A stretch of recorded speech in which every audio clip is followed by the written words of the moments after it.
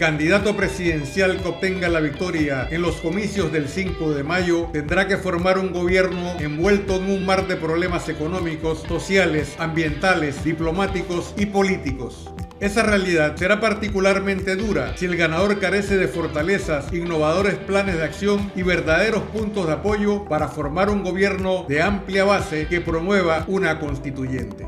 Desde hace años, la sociedad panameña reconoce la necesidad de la refundación del Estado y la importancia de dar pasos firmes para vencer la inequidad y promover una reforma fiscal justa, duradera e inaplazable.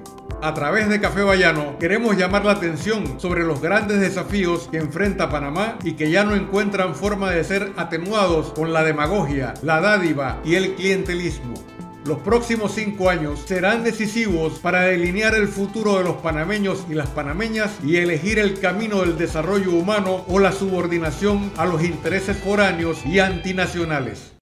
Damos una cordial bienvenida a los televidentes que nos sintonizan cada semana y de igual forma a todos los que nos siguen en Café Bayano en las redes sociales. Para conocer los puntos de vista de especialistas de los distintos temas sociales, económicos, políticos e internacionales en este espacio televisivo que le ofrecemos al pueblo panameño. Hoy abordaremos un tema que es el desafío que enfrentará el nuevo gobierno en Panamá. Y nuestros invitados al programa son la periodista y corresponsal en Panamá de Telesur, Reca Chandiramani, y el profesor Roberto Pinot, sociólogo y docente universitario.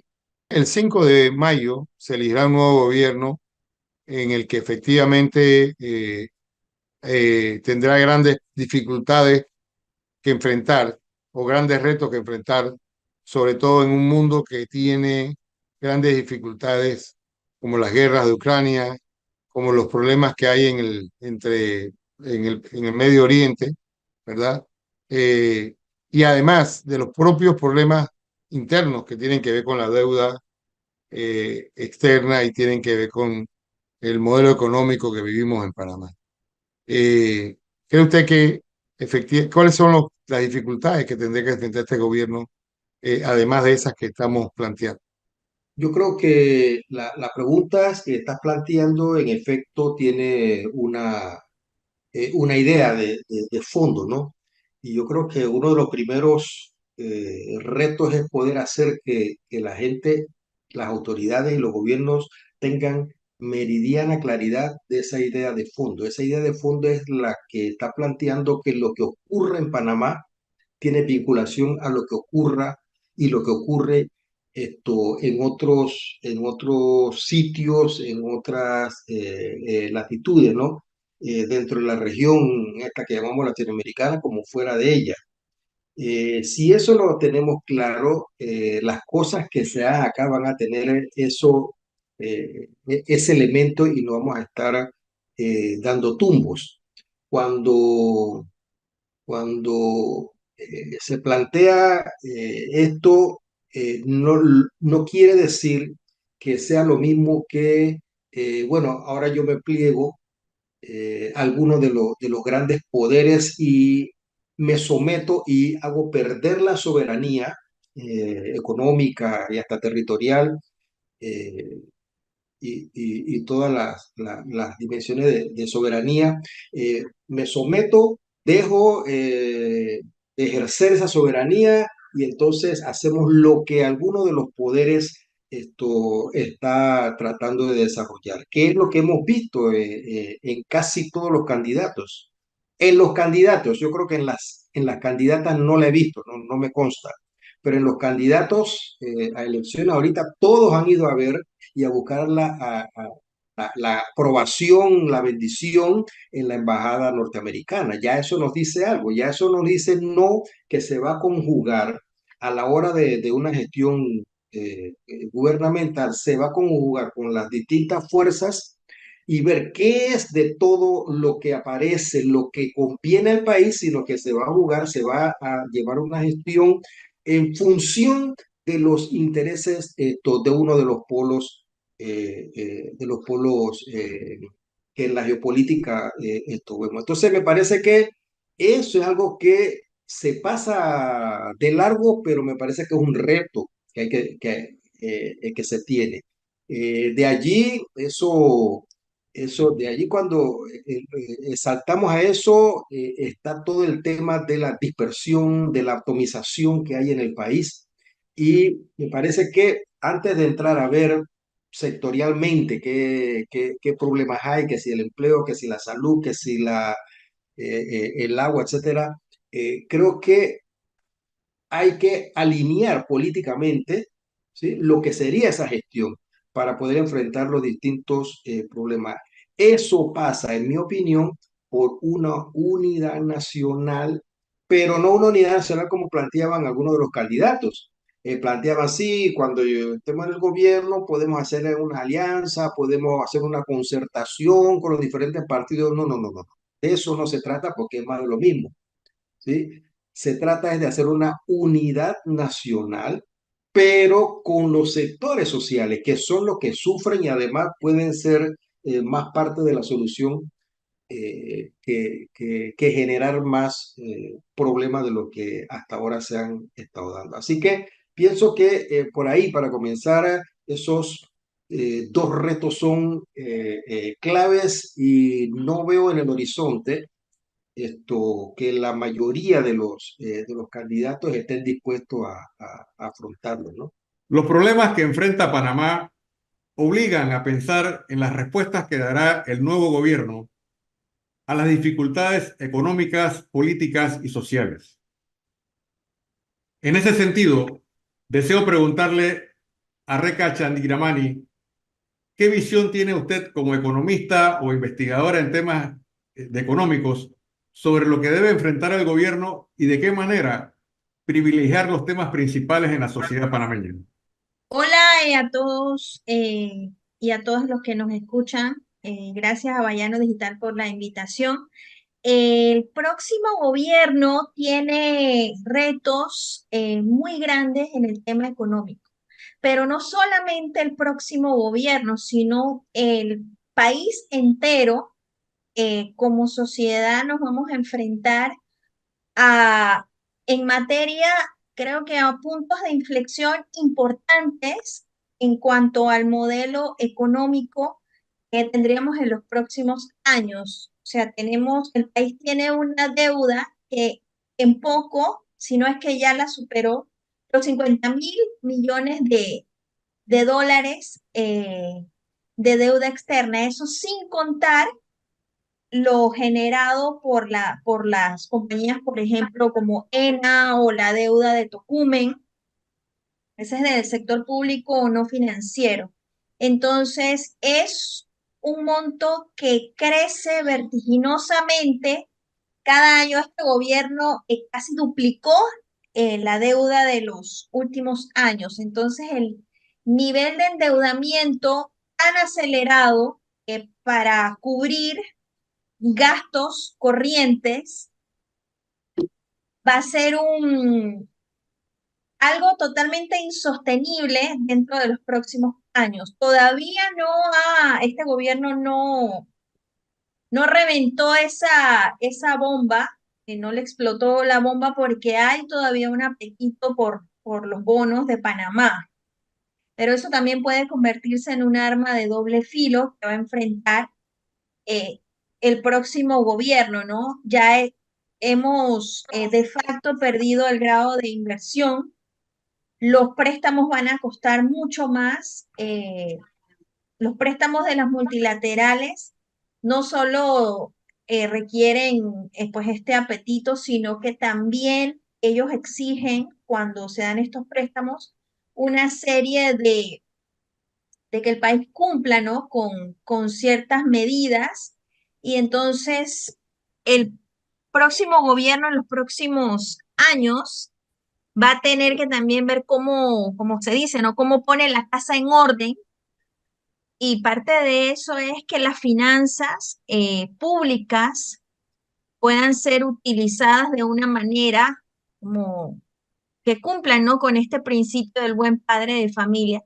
Actualmente no se está cumpliendo este gobierno, hay que decirlo. Claro, viene de una de tendencias también de los pasados gobiernos de un endeudamiento muy marcado para, en el caso desde Martinelli y Varela, para hacer obras. Este lo ha llevado al punto de un endeudamiento para cubrir gastos, lo que es bastante peligroso, ¿no? Habrá, se podrá revertir esa tendencia. Ahí es donde, en mi opinión, va a radicar pues el talento de los que vengan o la visión del próximo gobierno, ¿no? Panamá tiene capacidad de endeudarse en el próximo quinquenio. El problema, según ven algunos analistas, es que esa dificultad tendría que ser enfrentada a través de nuevos impuestos que ayuden a resolver ese endeudamiento y el pago a los agentes acreedores externos. Eso implicaría una decisión de carácter político también. Y habría que enfrentar el tema de la pobreza y la dificultad que tienen las capas medias y los sectores desposeídos ante la dificultad de un empleo digno y la posibilidad de prosperar económicamente con un crecimiento del PIB en función de las posibilidades que tiene el país. ¿Cómo ve usted este panorama en un futuro inmediato? Bueno, en efecto, la primera solución que usualmente los gobiernos de la que se habla es el aumento de impuestos, pero ir a ese debate nos está sacando del contexto de todos los impuestos que deberían estarse pagando y no se están pagando. El Estado no está recaudando. Entonces, ese es el primer debate que incluso irónicamente lo dice, uno no creería, ¿no? Que estas instituciones, las IFIs, usualmente siempre van es por decirle a los gobiernos que se cobren más impuestos, pero el caso de Panamá, de la evasión fiscal, es tan obscena en este país. El no pago, los créditos fiscales este gobierno ha dado para el turismo, eh, están llegando 1.000 millones por cada industria nueva que está incentivando, prácticamente también está asumiendo los gastos, todos los costos operativos en muchas industrias. Entonces, este gobierno ha dado incentivos tan inéditos como eso, asumir las construcciones, asumir todos los costos iniciales para incentivar una industria, y eso no es sostenible en ninguna parte del mundo. Entonces, la evasión, empezar a cobrar lo que no se está cobrando, empezar a cobrar lo que se debería, los impuestos que deberían entrar a las arcas del Estado, me parece a mí mucho más importante políticamente, y ahí es donde también se va a tener que enfrentar el nuevo gobierno, porque en este contexto de evasión fiscal tan alto, donde se ve que los fondos de los préstamos no se están utilizando para sacar a la población necesitada de los índices de pobreza, de desigualdad, va a ser muy, muy difícil subir impuestos si no se atiende primero la evasión, si no se atiende primero estos grandes, pues, plataformas que da el Estado, ¿no? Legalizadas para evadir, para eludir, incluso ahora para vender créditos fiscales, o sea, que permite que personas puedan o compañías puedan lucrar convirtiendo sus créditos fiscales en dinero líquido. Entonces, todas estas cosas que son bastante, son incluso unas formas, ¿no? De extraer del erario dinero en forma de créditos fiscales vendibles, es una extracción clara, ¿no? ¿Cómo decirle entonces a una población cada vez más empobrecida eh, que tienen que pagar más impuestos por, por sus servicios, por lo que compra, por sus necesidades básicas, cuando estamos también en una situación de que los impuestos están siendo pagados por esto que le llaman clase media, pues la clase trabajadora en los últimos años es la que está absorbiendo a través de los salarios la mayor cantidad del impuesto sobre la renta que está recibiendo el Estado, no son las empresas. Entonces, esto tiene que verlo el próximo gobierno, más que por cobrar más, hacerlo, implementar una justicia fiscal. Licenciada Reca, usted ha hablado de las grandes dificultades económicas que tendrá el próximo gobierno o los grandes retos que tendrá el próximo gobierno, y uno de los temas que planteó es el tema de la evasión fiscal. Pero también quisiéramos saber cómo queda el tema del tratamiento de la mina en el próximo gobierno, que va a ser uno de los grandes problemas que tiene el Estado, el próximo presidente, e igualmente lo de la Caja del Seguro Social, que tienen que ver con temas económicos, temas que afectan socialmente a la población. ¿Qué piensa usted de eso? Bueno, yo pienso que el tema, tanto minero como el tema de la caja del seguro social, sin demeritar que tiene implicaciones económicas, es más bien un tema de posiciones políticas, que los gobiernos, los últimos, se han abstenido de tener esta discusión ideológica. La primera discusión que tenemos que tener para la caja del seguro social es una discusión de la postura, ¿no? ¿Qué significa el seguro social, la solidaridad? Para no entrar en esas discusiones, pues lo que llaman los poderes fácticos, reducen eh, estos debates al plano técnico y dicen que se está quedando sin fondos el subsistema solidario. Pero si vemos a la caja de seguro social como un todo, pues tiene fondos por 11.000 millones de dólares. Entonces, es para mí, en mi opinión, un tema político que debe asumir y debe estar, ya hay desde los sectores sociales varias propuestas, ¿no? Para la caja del seguro social, propuestas integrales. El gobierno ha querido deslegitimar su participación en estas mesas, precisamente siempre con este cliché, ¿no? De no convertir esto en un debate ideológico, de mantenerlo como un debate técnico. Entonces, mientras estemos desde los sectores sociales siguiendo ese guión, eh, que los gobiernos luego, manipulados por los intereses que quieren privatizar el manejo de los fondos de la caja del seguro social, entonces pues vamos a quedarnos en eso, ¿no? Entonces, sí hay un reto grande, pero para resolver lo de la caja del seguro social, pero me parece que el próximo gobierno debe hacerlo desde esta postura integral, sin fingir que va a incluir a los sectores sociales, ¿no? Y abriendo realmente el debate a todos, a todas las propuestas que ya existen. En el tema de la mina, creo que también es un tema político, ¿no? ¿Cuál va a ser el modelo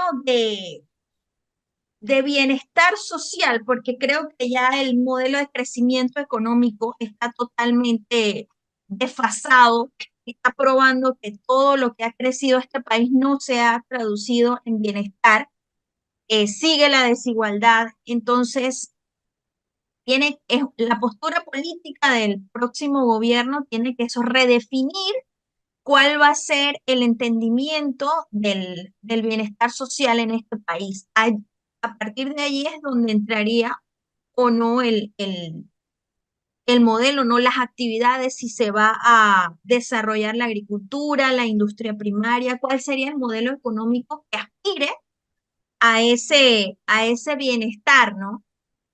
Más allá del crecimiento del PIB, que ya está probadamente desfasado, hasta como medición del mismo desarrollo, ¿no? No sé si usted comparte la visión de otros analistas en el sentido de que los problemas que vive Panamá en la actualidad son el resultado no solamente del agotamiento de un modelo, sino de una crisis que permea a distintas áreas de la vida de los panameños. Entre esas áreas habría que destacar principalmente la pérdida de la calidad de vida unida al deterioro ambiental, a la falta de agua potable, al mal uso de los recursos naturales y al extractivismo como una salida económica traumática. ¿Cómo visualiza usted este enfoque que hacen otros analistas desde la perspectiva de una entendida en materia económica que ve a Panamá en una situación problemática? Sí, yo coincido con esa visión. Es una, le llaman una policrisis. Eh, Estamos viendo pues en vivo el deterioro de la calidad de vida, del ambiente, de la calidad del aire, de los niveles de salud, de los niveles de educación que tenemos más de 40 años de atraso. Entonces, esta visión por eso se debe reenfocar para que ya sea el crecimiento o estos modelos económicos a los que aspiran o lo que están prometiendo, ¿no? También los candidatos y las candidatas, se refleje en un bienestar social, que no sea solamente, que no se traduzca solamente en tener poder adquisitivo para comprar, porque al final suplir con las necesidades básicas, salud, vivienda, dentro de esta lógica mercantilista, siempre no, siempre va a dejar pues a una parte de la población por fuera, ¿no? Que no puede acceder y ya tenemos a este modelo transitista donde básicamente las provincias que están al borde del canal de Panamá son las que pueden tener acceso a estos niveles de trabajo para. Entonces no puede, tiene que haber un desarrollo de las otras provincias, un desarrollo que pueda llevar a todo el país, ¿no? A un nivel de bienestar social, entendido de otra manera, ¿no? Entendido no solo como el poder adquisitivo, como ya dije, ¿no? Sino que se pueda traducir en que todo el mundo pueda tener sus necesidades básicas suplidas. También ahí habría que entrar a debatir o a entender, ¿no? ¿Qué entendemos por Estado? ¿Cuáles son las funciones? ¿Cuál va a ser el alcance del Estado? Creo que eso se ha reflejado también mucho en el debate de los candidatos. Unos dicen, bueno, vamos, por ejemplo, el candidato Lombana dice, no, vamos a dar los paneles solares, no los vamos a dar. Creo que eso refleja esta bipolaridad un poco del si el Estado va a ser el proveedor o no, o va a ser facilitador de los negocios privados. Creo que ahí está el debate mayor, ¿no? Definitivamente que el país el país y la población ha cuestionado enormemente la función y el papel de los poderes del Estado, sobre todo la institucionalidad, en instituciones como la Asamblea eh, y el Poder Judicial. Y evidencia de eso son las elecciones que se vienen manejando o se vienen dando ahora hace poco. ¿Cómo nosotros, qué retos tendrá que enfrentar el gobierno, digamos, el próximo gobierno, sobre el tema de los poderes del Estado, donde se plantea, y todos han venido planteando la necesidad de reformar la Constitución? ¿Sobre qué vía y sobre qué base debieran desarrollarse esas reformas que puedan hacer correcciones a las críticas que la sociedad hace de esos poderes del Estado? Sí, definitivamente que aquí hay que estar hablando en serio y en firme lo que se ha dado en denominar la refundación de la República. Pero esa refundación de la República, uno de sus caminos está casualmente en refundar toda la institucionalidad, primero política. Entonces, ese rehacer la sociedad nuestra desde lo político y tiene que llegar incluso hasta el rehacerlo en las ideas que tenemos en este país de relacionarlo con los demás, unos con otros. Por supuesto que va a ser todo, debe ser todo un proceso. O sea, que si nosotros llegamos y decimos, bueno, vamos a refundar la república y entonces aquí a cambiar la constitución, sí, ese es un paso. Pero para que ese paso se dé en la orientación que resuelva los problemas, que supere las problemáticas que hoy tenemos, que supere el tema de la representatividad real o de la participación directa que pueda solventar lo que la representatividad, o sea, aquellos que nos representan, que no terminan representándonos una vez toman posesión. Entonces, tiene que llevarnos a otros estilos, otra sustancia de decidir en este país. Y esas eh, formas, esas, digamos, estructuras vienen a ser lo que comúnmente ya se denomina la democracia participativa. Entonces, aquí nos tienen en un jueguito, ¿no? Porque yo puedo concebir, bueno, la democracia, pero en la sustancia que establece la norma de cómo relacionarme con los demás para poder tomar decisiones que convengan a todos.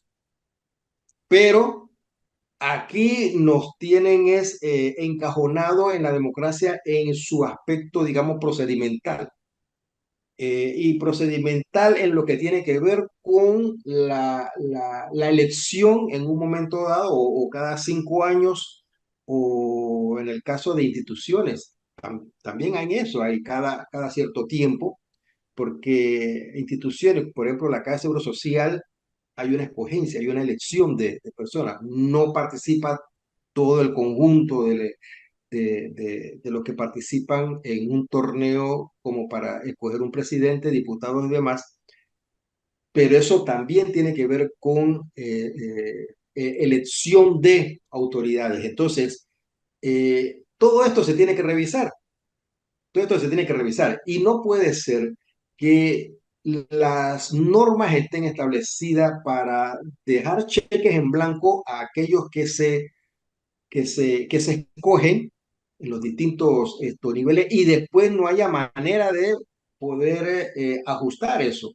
¿Cómo ajustarlo? La Constitución dice que el pueblo es el soberano, comenzando la Constitución, capítulo, artículo 2, pero después entonces dice, bueno, que se va a trabajar, se va a escoger a través de gente que represente en tres órganos del gobierno.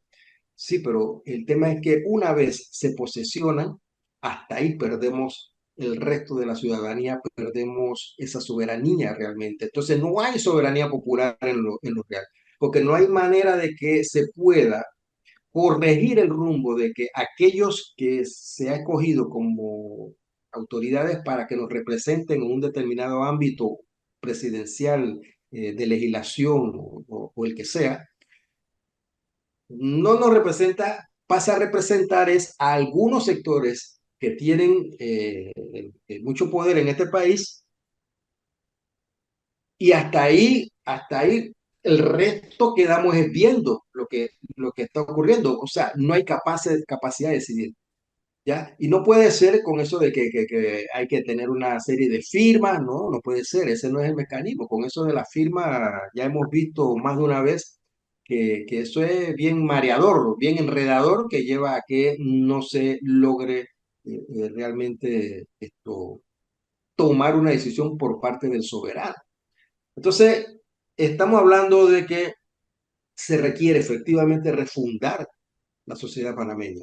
Se requiere voltearla totalmente, desde el ámbito económico, político, eh, en el ámbito de la cultura, de las ideas que acompañarían a todo este proceso. En el ámbito económico, o sea, no puede ser que siga todo solo beneficiando a la zona de tránsito y a las actividades vinculadas a la zona de tránsito y a los que son dueños de las principales actividades de esa zona de tránsito. O sea, hay que modificar eso.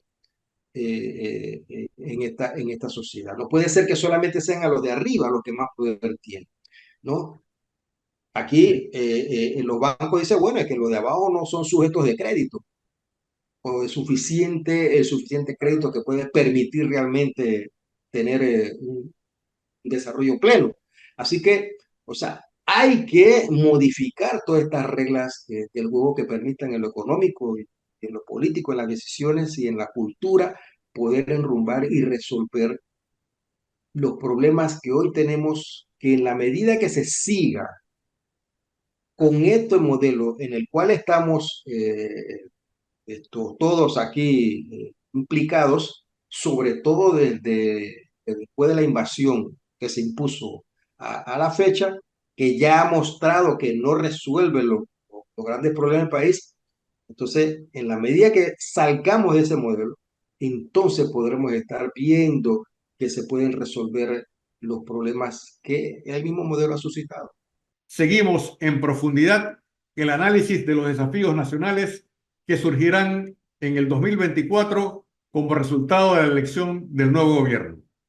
Licenciada Reca, uno de los grandes problemas del país y que tiene que ver con el tema del desarrollo, y usted lo planteó dentro de la concepción mercantilista del modelo que busca ampliar el poder adquisitivo, ¿verdad? Es el tema de la educación.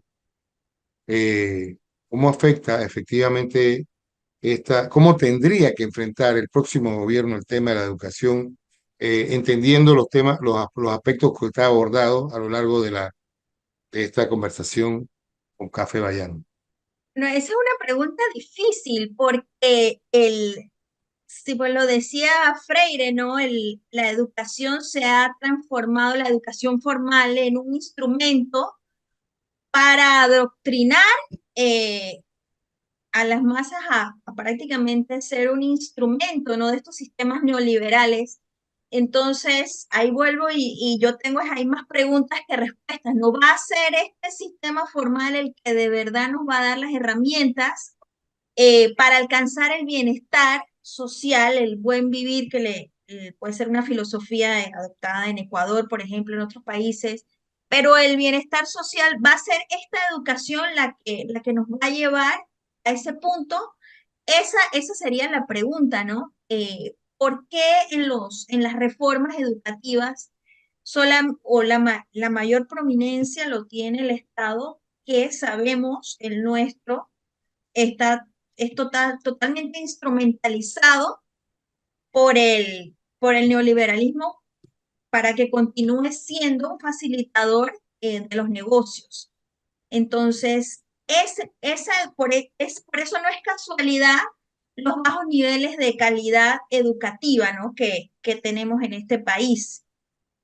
Por eso pienso que sectorizar estos análisis o, por ejemplo, se ha hecho en los debates, ¿no? Sectorizarlo por temas no permite ver o no permite estudiarlo integralmente. Entonces, permite a los que controlan el Estado desviar, ¿no?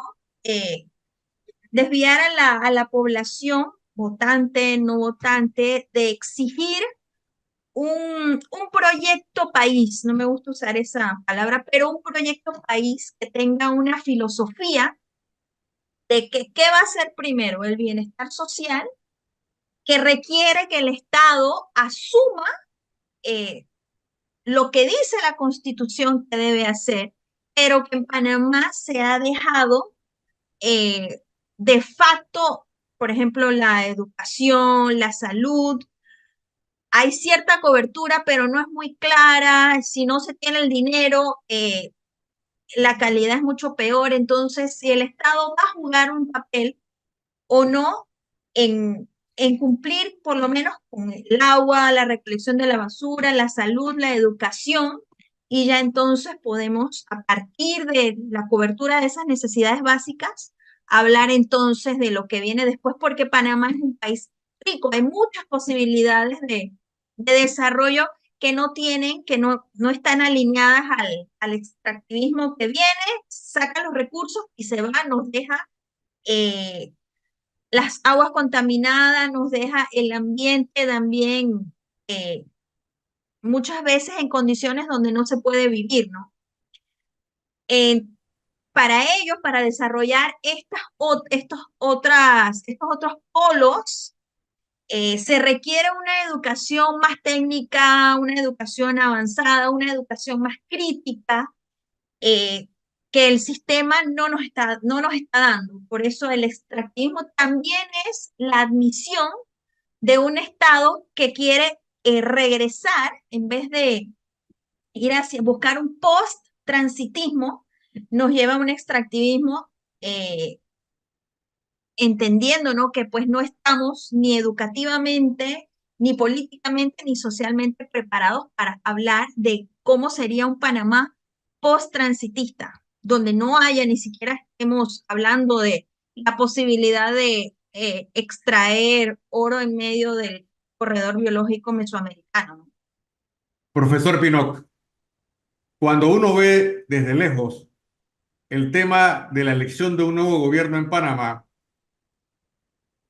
habría que llegar a la conclusión de que esta nueva fuerza que ingresa a dirigir el país estaría enfrentada a una especie de corte de los milagros, una cantidad de problemas sociales y económicos que tienen una larga data y que no han tenido en el tiempo la atención debida para encarar los problemas con miras hacia el desarrollo social y económico. ¿Qué sugeriría usted como alternativa para encontrar soluciones que hagan que el país sea realmente gobernable y que haya esperanza en la sociedad panameña de que prospere la idea de que un nuevo Estado es posible con condiciones de soberanía, de entendimiento y diálogo? Es que ahí viene el tema casualmente de uno de los dos grandes retos que estamos planteando de salida que tendría este y los subsiguientes gestiones gubernamentales, que tiene que ver con la articulación, o sea, plantear una unidad entre los distintos sectores sociales. Cuando hablamos de los sectores sociales, nos estamos refiriendo a los sectores laborales, organizados formalmente en estructuras ya que son inoperantes o no.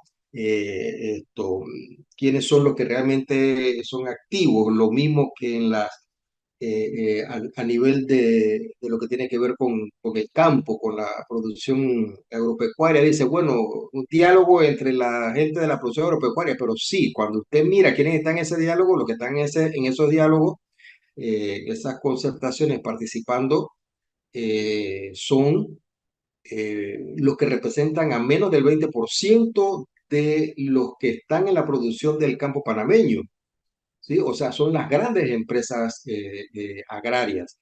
Entonces, ese 80% que está en el campo, pequeños productores, campesinos, campesinos latinos, campesinos indígenas. Bueno, ese 80% no es consultado, no es considerado en esto que se han llamado diálogos.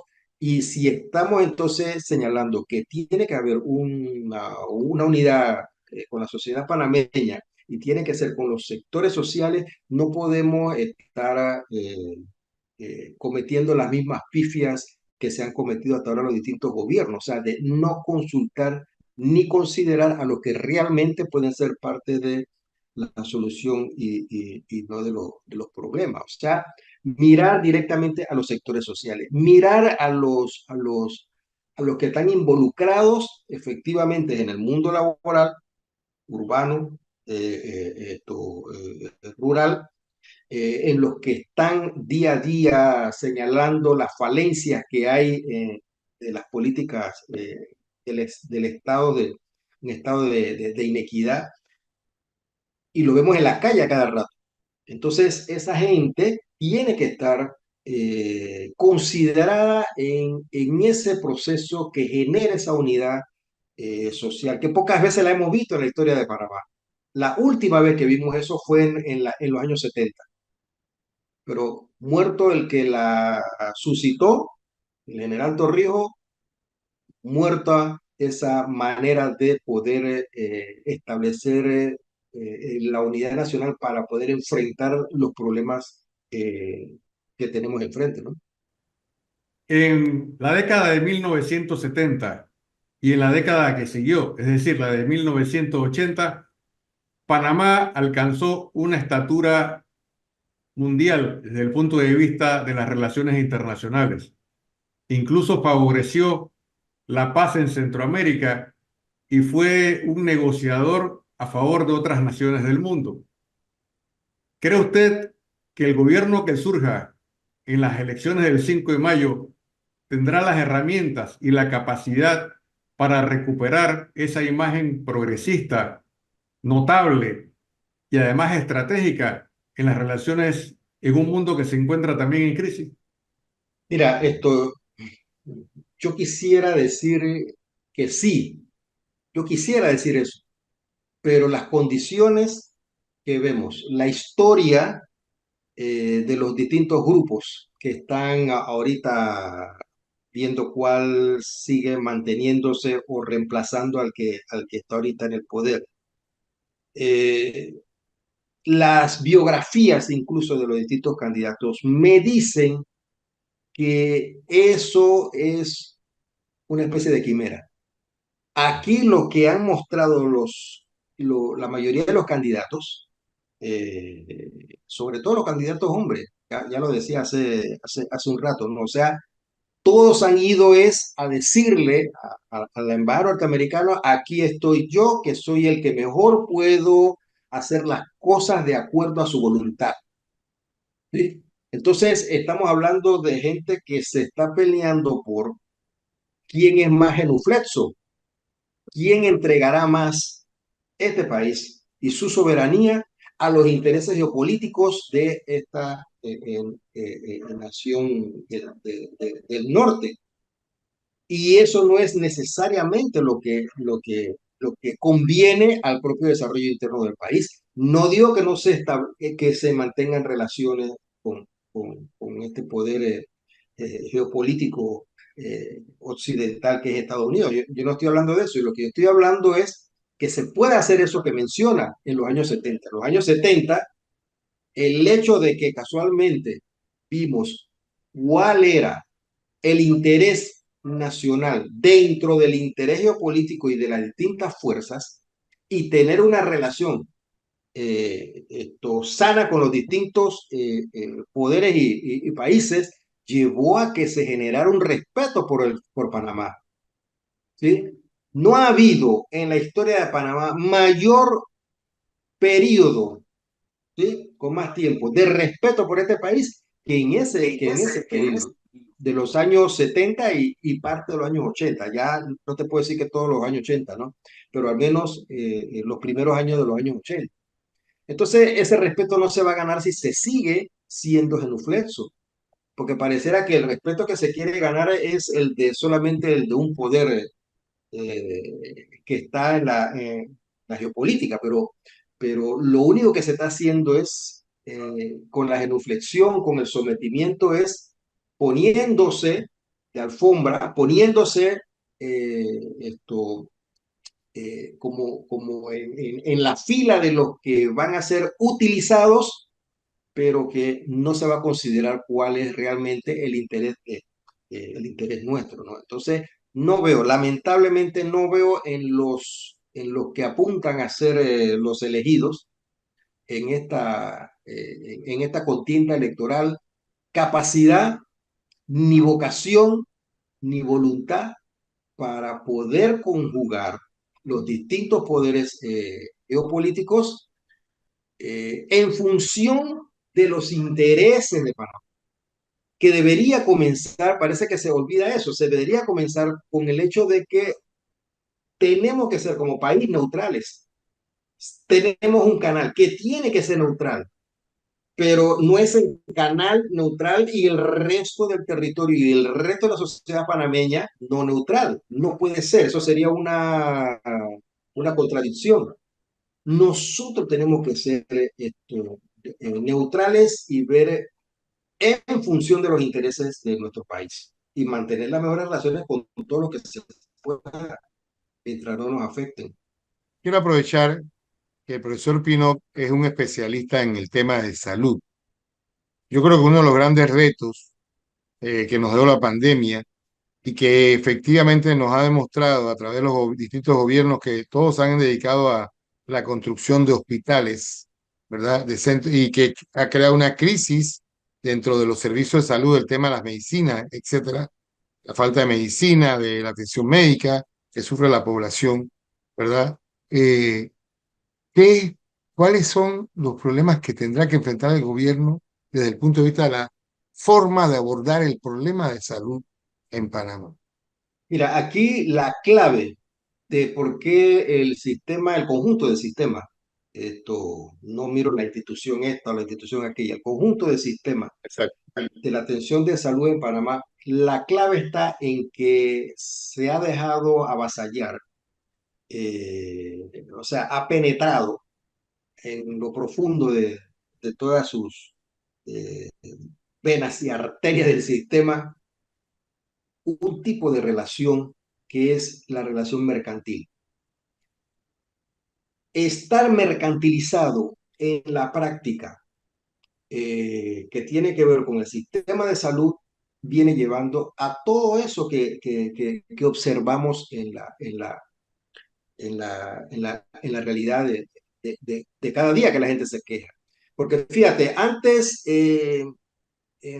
al nacer el Ministerio de Salud, el dilema era salud, esto, salud colectiva, salud preventiva versus salud Creativa. particularizada, ¿sí? Y particularizada y curativa, ¿sí? Que es un trío que es lo mismo, particularizada, curativa y hospitalaria, ¿no? Todo llevarlo a los hospitales, que es todo más caro. O sea, lo que está diciendo es que no atiendes el problema de salud, deja que se avance en enfermedad, atiende entonces enfermedad. O sea, un sistema basado en atención de enfermedad. Entonces, aquí el dilema a superar era en esas dos, bueno, o salud curativa o salud preventiva.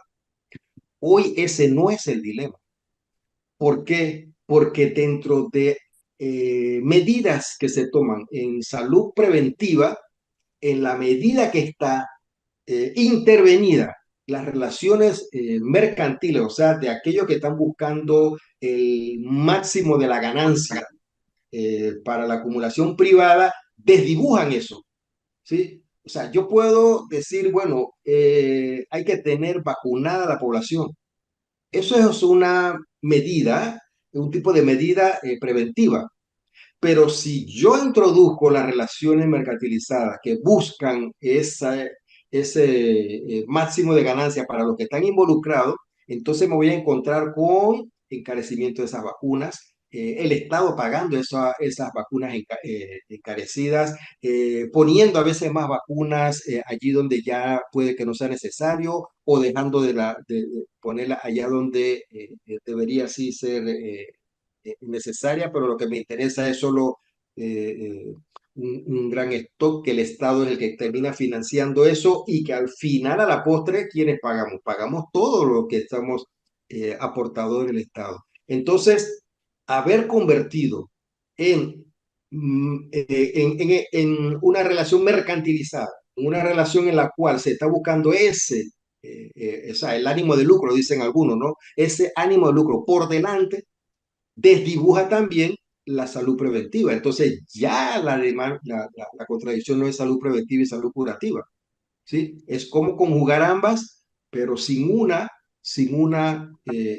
práctica y sin una valoración y sin una normativa que sea la propia de la del ánimo de lucro de los que intervienen. Muchas gracias por esa respuesta, profesor Pinot. Ofreceré a cada uno de los participantes 2 minutos para que pueda resumir su participación a lo largo del programa. Esos primeros 2 minutos serán asignados a Reca Shandarimani.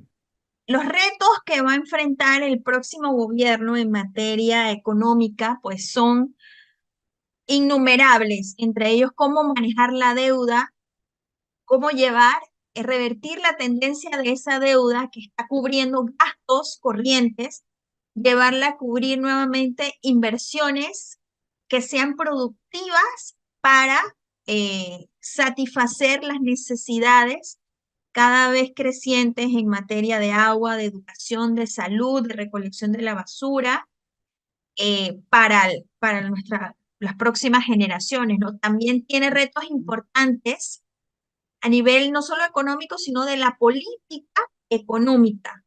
¿Cuál va a ser el papel que va a jugar el Estado? Definir cómo va a recolectar esos impuestos que no están pagando, si va a seguir siendo un facilitador de grandes fortunas que evaden impuestos, que utilizan estructuras opacas para eludir también sus responsabilidades. ¿Cómo va a sacarle pues, para decir, no, el jugo a todos estos, a todas estas nuevas economías que podrían estarse insertando, ¿no?, en el país, en vez de regresar a un extractivismo, entonces tener que hablar de un post-transitismo, ¿no? Todo esto es integral a los debates que hay que tener en educación, cómo mejorar la salud, básicamente eso, ¿no? Y cómo también tenemos un problema a nivel de la democracia participativa, quizás no la formal electoral, ¿no? Pero cómo va a entrar toda la población a jugar un papel en todos estos procesos. Gracias, Reca, por esa reflexión final. Y ahora el turno es para el profesor Roberto Pinot. Adelante. Sigo pensando y creo que allí pues hemos coincidido bastante con Reca, eh, en el sentido de cuáles son esos retos, ¿no? Y yo lo digo lo planteo de la siguiente manera. Un reto es el tener esa visión y convertirla en práctica, lo que se puede llamar como visión sistémica, visión en la cual yo lo que hago aquí y lo que movemos en este ámbito tiene una repercusión más allá y viceversa. Y ver que lo que se está moviendo fuera de nuestro ámbito, de nuestro país, tiene también una repercusión en la nuestra, cuando uno mira esa geopolítica. O sea que no puede ser un gobierno que ignore eso. Y no puede ser un gobierno, ignorarlo no es que no sepa que ocurren eventos hacia afuera que pueden involucrar a nuestro país o tienen incidencia directa en el país. No, me refiero es de que el reto es cómo superar eso. Bien, y superar eso pasa por tener en Panamá comenzando a tener una política que tiene que ser de neutralidad. No puede estar afincándose, afiliándose, matriculándose con uno de los poderes mundiales. Tiene que ver qué es lo mejor para el país. Eso por un lado. Lo segundo es que tiene que plantearse entonces una unidad nacional, pero con los sectores sociales. No puede ser una unidad nacional solo con las cabezas políticas del país, porque ellos han sido parte del problema y ya han demostrado no ser parte de la solución. Eso significa que en sectores sociales, bueno, del sector laboral, del sector campesino, hay un organismo dentro de los gobiernos locales que deben participar, y ahí están las juntas de desarrollo local, ¿sí? Que ahí uno encuentra una gama más allá de un determinado partido. O sea, un partido que gana un gobierno local, cuando uno va a esa base que son las juntas de desarrollo local, ahí están gente de ese partido, pero hay gente de otro partido, porque son la gente de las comunidades. Entonces, esto hay que considerarlo, hay que potenciarlo y ser parte de esa gran unidad nacional. Y tercero, ya finalmente, que tiene que manejarse toda esta gestión con un norte que sería innegociable, por cierto, ¿no? Todo esto que se haga tiene que ser dirigido al bien común. El que no está en ese norte, bueno, lamentablemente tendrá que esperar otro momento en el cual esto no sea el dirigido a superar los problemas que hoy tenemos. Y como método considerar el tema de la democracia participativa, ¿no? Ahora, cuando hemos hablado de la unidad nacional con sectores, ya comenzamos ahí a abrir camino a eso que sería democracia participativa. Así que serían estos tres básicos elementos lo que yo puedo resumir. Muchas gracias, profesor Pinot. Ahora el turno final de resumir todo esto, llegar a las conclusiones del programa, es asignado a Jaime Ford, coordinador de este espacio de análisis y reflexión. Adelante. Definitivamente que hacer un resumen de esta riquísima conversación con dos destacadas personalidades del mundo político y social de este país es grande. Y creo que uno de los grandes retos del próximo gobierno será la comprensión, como lo señalaba en el programa, la comprensión de la situación geopolítica del mundo y de la región latinoamericana, entendiendo que las políticas nacionales deberían considerar esta realidad y tomar decisiones para enfrentar los problemas posibles y que no puedan y no deben realizarse sin la participación de distintos sectores sociales. Los problemas económicos de Panamá deben entender el carácter de la deuda externa y la manera de afrontar este problema sin afectar a los sectores sociales con menos capacidades. Ello implica, como lo señalaba uno de los participantes, corregir la excesiva evasión fiscal, ¿no?